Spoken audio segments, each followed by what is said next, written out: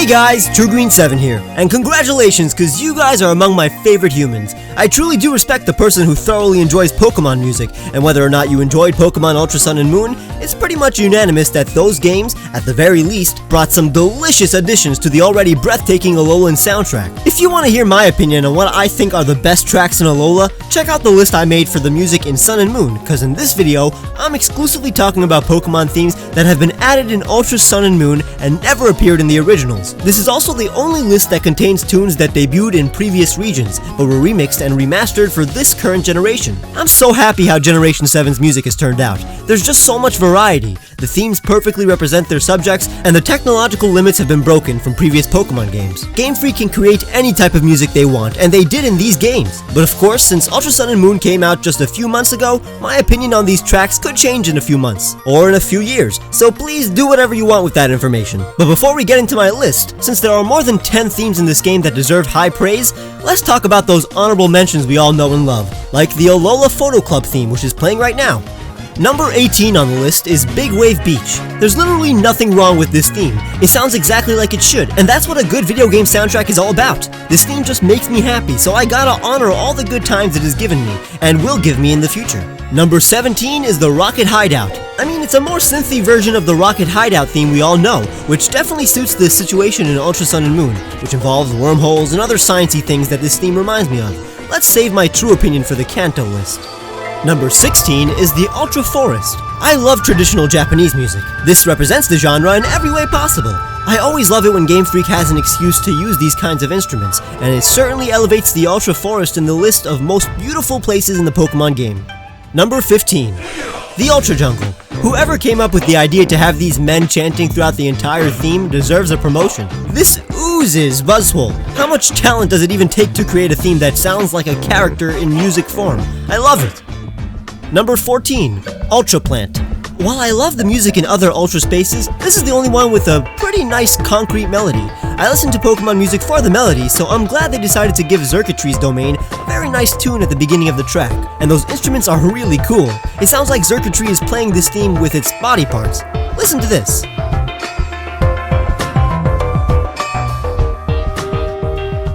Number 13.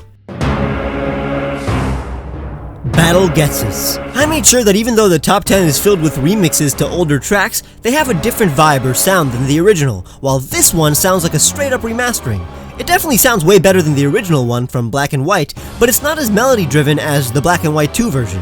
However, I absolutely appreciate how the Getsis chants actually sound like the choir is saying Getsis this time. It's really cool and definitely makes this theme stand out. Number 12 is the Wild Battle theme. It's just better than the original. Probably the most hardcore Wild Battle theme in the franchise, which is pretty insane. It has the instruments of a trainer battle theme, but the energy of a Wild Battle theme. I approve. And number 11 is the Ultra Warp Ride theme. It could have totally been in the number 10 spot. It was so close. I love the melody of this theme. I've ridden through the wormhole a lot of times, but never get tired of this theme.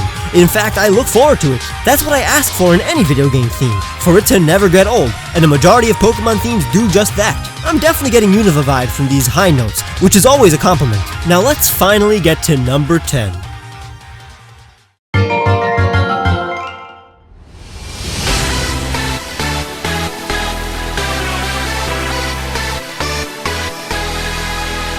I'm trying to think if any ride feature in any Pokemon game has such an epic intro. It's intense and sounds like some kind of extreme sport is about to begin. This could have been lifted straight from another surfing video game. That's how authentic this music is. It gets the message across and beyond. It has a catchy melody and can convey both pumping of adrenaline as well as bliss and ocean spray, whatever that means. This piano section is beautiful and totally makes me think of a slow motion jump from a huge wave during a sunset. I love how dynamic the instruments are. It appeals to both electronic music fans as well as those who prefer classical instruments. The beat is the definition of cool, and it's rare for a minor feature to have as much of an impact, musically, as all the battle themes that you'll hear on this list. Mantine Surfing is number 10 in this video, but still rivals all the tunes that you're about to hear. Number 9.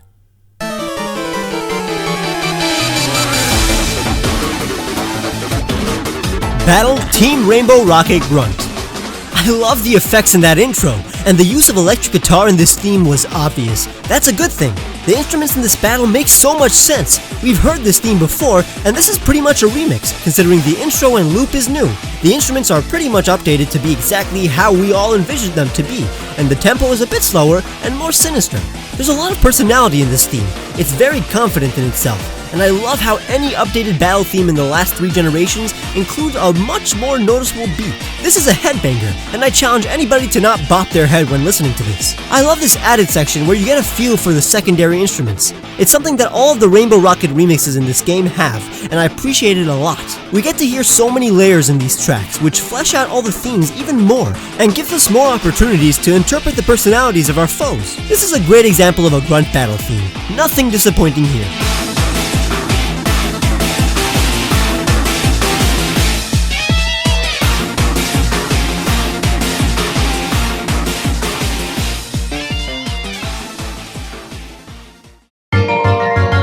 Number 8.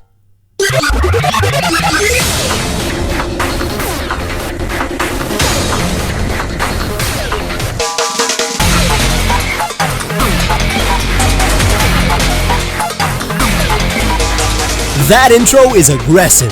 This theme overwhelms you at times with drums and synths, but now you understand that there are no limits to the instruments Game Freak can use for their themes anymore. But it also takes real talent and knowledge to find and combine instruments that sound exactly like what you think a battle with interdimensional alien humans would sound like. It makes so much sense now that I think of it. This theme sounds like we're being invaded. That's intense stuff. So of course that makes for a good battle theme. There are some weird unconventional melodies too, which fit the subject matter, and it was a smart move to add little sprinkles of the Ultra Beast battle theme in here, and the falling melody is what made it beat the previous theme and get the spot that it's in right now.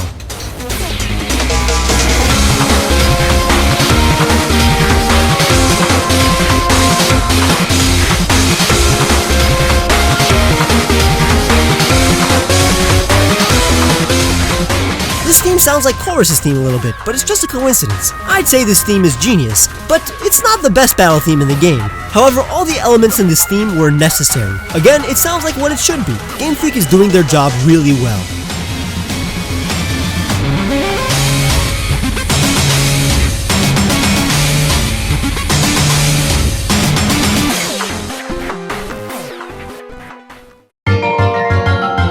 Number 7. Battle Maxi and Archie. So this part is new, and admittedly, when I first heard this track, I didn't love the remix as much as I do now. But the more you listen to it, the more you pick up on all the new stuff they added, and how much they suit these versions of Maxi and Archie more. If you didn't notice the melody of the original theme before, you definitely do now. It's way different than the ORAS version, but that's a good thing. It matches the vibe of the original ones from Ruby and Sapphire, not the emotional and bombastic ORAS version, because the Maxi and Archie you're facing right now are the ones that achieve their goals. They're serious, and this more techno vibe suits this bleak reality, and the themes that Rainbow Rocket represents.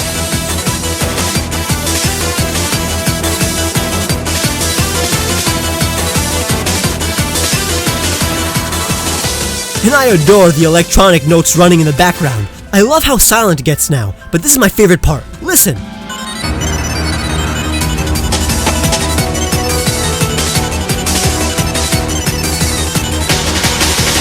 It matches the situation perfectly, and it's unique to this version alone. There's no reason to miss the trumpets of the ORAS version. You can listen to those whenever you want to, but this version of the theme matches perfectly with the situation. It's without a doubt better than the Ruby, Sapphire, and Emerald version, and is actually a more faithful adaptation than the ORAS version, since that one is less ominous considering they gave Maxi and Archie way more personality in the Mega Evolution timeline. So while I like the ORAS version slightly better, this one does the job that it needed to, and beyond. They outdid themselves again.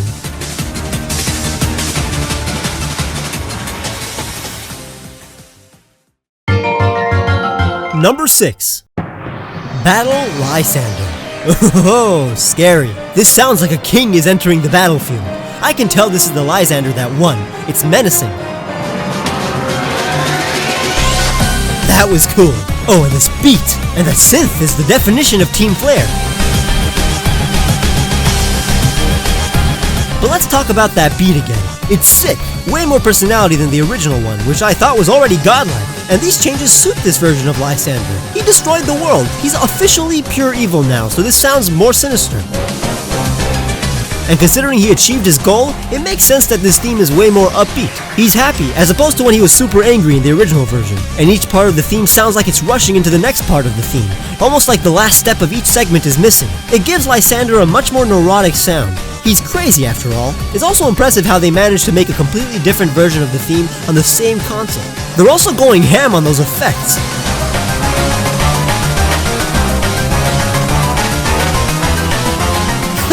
You see? That's way faster, because he got a huge rush from destroying the world. And instead of one opera singer, we have a whole choir, because he feels on top of the world.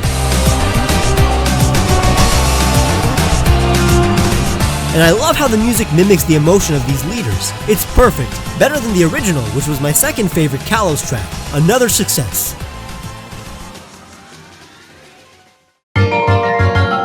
Number 5.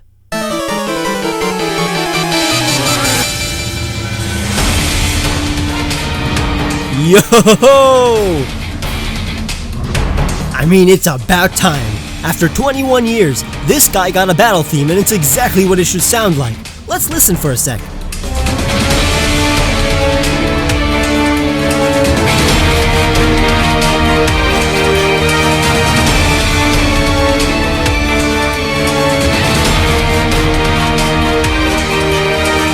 Damn. I love how this is the most orchestral of all the boss battle themes. It's the most pure, just power and Team Rocket. That's what this guy is. You gotta love all the melodies that this theme showcases. It's like a Team Rocket time capsule. It gives us a taste of all the various Team Rocket exploits throughout their history by sharing melodies with the theme of the Team Rocket Grunt, Hideout, Encounter, and Takeover. And they did this because this man is Team Rocket. They're nothing without him. Giovanni is such a great leader because we understand his importance, and this theme does as well. And the following part is the most satisfying climax in the game.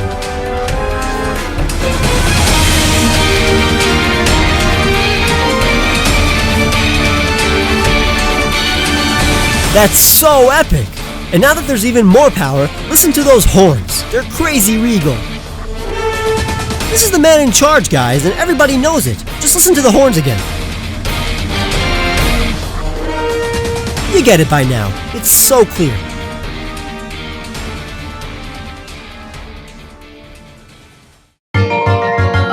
Number 4.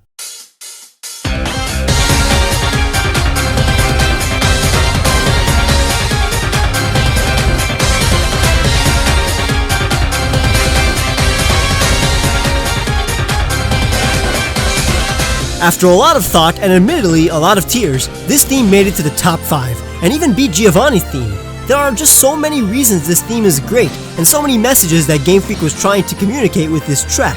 But what makes this theme so amazing for me is that it uses my two favorite melodies from Alola, the Alola region theme and the Kahuna theme. Both are such good melodies, and it's a fact that I've cried more times listening to those two melodies than I've ever cried while listening to any other theme. They're special to me, so I had to praise this theme for knowing what the most important themes in these games are. And the idea that they use them to represent the theme that basically represents the last 20 plus years of the franchise makes me extremely happy. The visuals themselves are an homage to the credits of the Johto games. Those games were actually made to be the end of Pokemon, and these games were made to be the end of Pokemon on the 3DS and solely handheld consoles. That's it. The story's over. The next generation's on the Switch. This theme is so happy and energetic, and that's what makes it so bittersweet. They're trying to end this generation on a happy note. It's not supposed to be sad because the next generation will be something we've all been waiting for, and the last 7 gens have been a blast as well.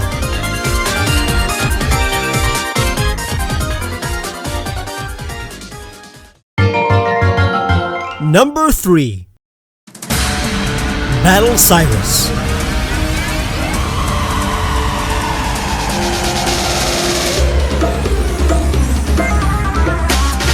Just listen to this thing. Every single part of it is perfect. The main melody, the background, instruments, beat, effects, it's all perfect. There's no need for a Sinnoh remake. I'm more than satisfied. This is way more than a remix and way more than a remastering. Listen to the record scratch. The instruments are extremely faithful to the original, but the beat definitely coincides with this version of Cyrus. He's literally the most emotionless character in the game, but this theme is the grooviest.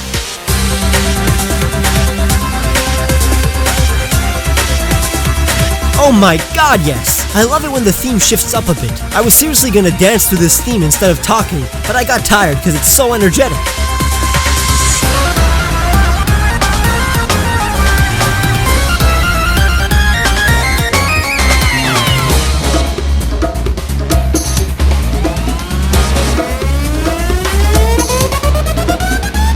So cool! Everything that they throw at us is genius. It's because Cyrus Lee seemingly won, so this represents the inner emotion that he gained upon actualizing his goals. But what really gets me is how much Game Freak took all the quirks that the original theme had and just amplified the octave and tempo shifts, and all these time and spacey-like sound effects are exactly what were needed to make this theme the best it could be.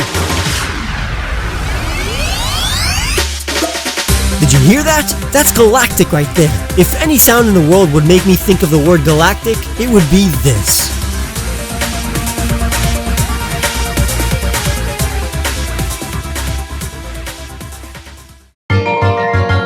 Number 2.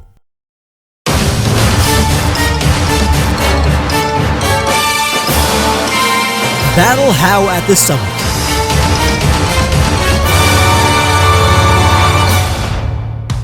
You don't know how much this theme made me happy. I love this boy so much more in Ultra Sun and Moon. He's a true rival. All his battles were challenging for me, except for the champion battle, honestly. But it still represented his entire character arc and my journey as a trainer. It was such a cool move taking the original tune and playing it on a much more serious key. It's so intense.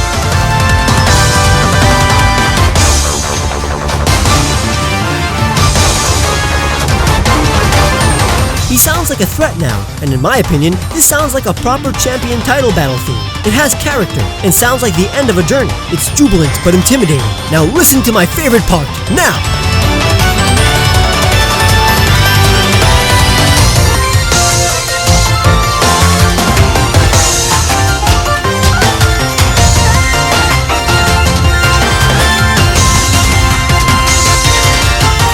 I love high notes so much, and this battle is filled with them. And listen to the background once I stop talking, because that melody is so nostalgic. It makes me feel at ease. It's about to play really softly, so listen up right here. And now.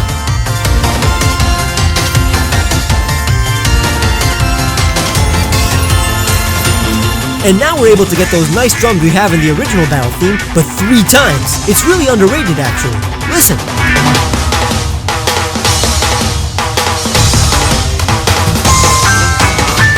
I'll never get tired of this theme.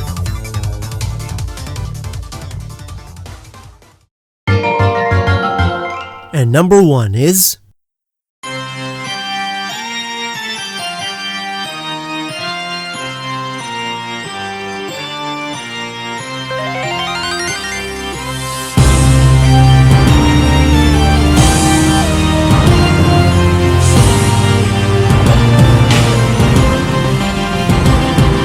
There's barely any time to talk about this theme, because I want you to hear every amazing part, which is everything. It could have been scary and ominous like Arceus' theme, but instead it's beautiful and awesome, making it even more breathtaking.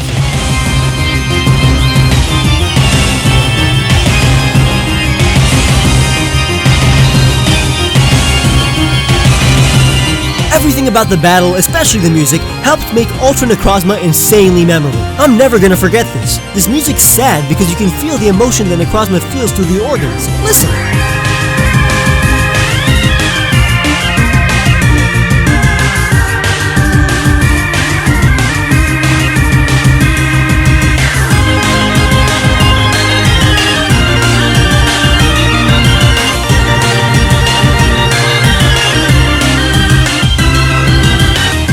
Perfect instrument choices. The most challenging Pokemon battle I've ever had was against Ultra Necrozma, and it perfectly makes sense for the best battle in the game to have the best music playing alongside it. The music was definitely part of my experience. It's godlike. I love how it takes parts of the other Necrozma theme, which is super cool, definitely an honorable mention, and I love that it includes the melody of the original Solgaleo, Lunala, and Necrozma theme. It's a very serious matter. This isn't funny at all. I want this theme to be remembered for all time. Something about the tune and instruments make me want to acknowledge Necrozma as my god or something. And if you think this video is godlike too, make sure to leave a like and subscribe if you haven't. And if you missed it, check out my top 20 for the music of Sun and Moon. I always talk about music in these games on social media, so make sure to follow me on Facebook and Twitter as well. Check the description for the rest of the info. I'll see you guys very soon.